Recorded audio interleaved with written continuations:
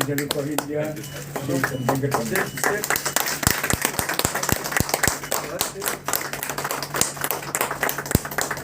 Sir, please, camera. Sir, my camera, please. My camera. Thank you, sir.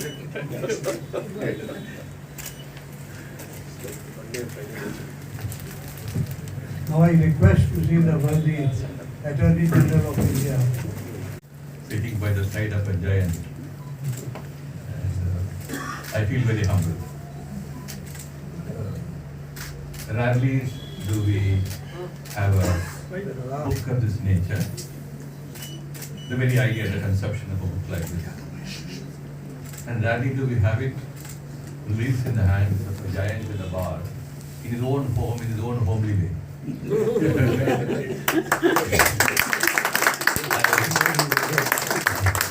It's so beautiful, it is so profound. We have when I was getting ready for arguing the Article 370 matter, I thought I must know more of history of how the idea of constitution was born in our country for a period of time. So you virtually went through many of these people who toiled over a long period, people from remote villages, middle classes, upper middle classes, teachers, Ravindranath's family, look at each and every one of them. So wide a stretch of the background through they came. And what the magnetic touch which probably brought them together was the idea of freedom. The idea of freedom is so fundamental to our consciousness. Today, thanks to them, the wonderful constitution we have on our hands, with all these fibers so intact. So it's very difficult for us to imagine what could have been the motivation, the relentless pursuit of freedom that they wanted to. And law came in so beautifully in their hands, if we can put it like that. Of course, freedom struggle for the other men and women who participate is a different story. But for lawyers, it's a conception, it's an idea. And it's not really an idea which will die with them. So they thought they must generate this idea, build this idea, nurture it, and hand it over to posterity. And that is what we have today in the hand, in the shape of a constitution. On reflections, you find many of them would have probably gone to some other avocation. But they were still, I think, single-minded pursuit. And what makes it happen? You look at the different genre of literature across the world, lawyers contributing to, let's say in America, police. There's a great contribution to rule of law and some of the constitutional ideas.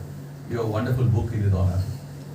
Then you have Clarence Darrow, a great American lawyer, the criminal side, who is so celebrated. But they're all, and you have lots of such names in England. But they're all men and women who only talked about law and from within their own little narrow domains of practice of law. But these are men and women who are not talking about practice of law, but using law for something beyond this practice. So the book may be very slender, but appeal is certainly immense. Probably any one of us here who may have some time and the inclination and the keenness to enlarge this book, I think let us do that. That will be a great contribution. Probably none of them would have imagined during their time that one day in the home of Mr. K.K. Venugopal, we will be remembered in this beautiful manner.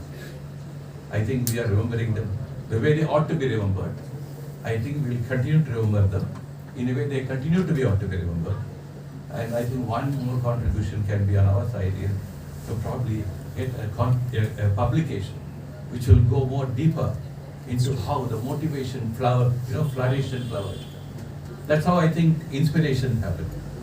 So, but I think probably I'm tempted to do so.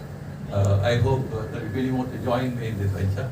Let us celebrate the lives of those people who laid the foundation of freedom and rule of law in our country. Thank you, Mr. Bhatt.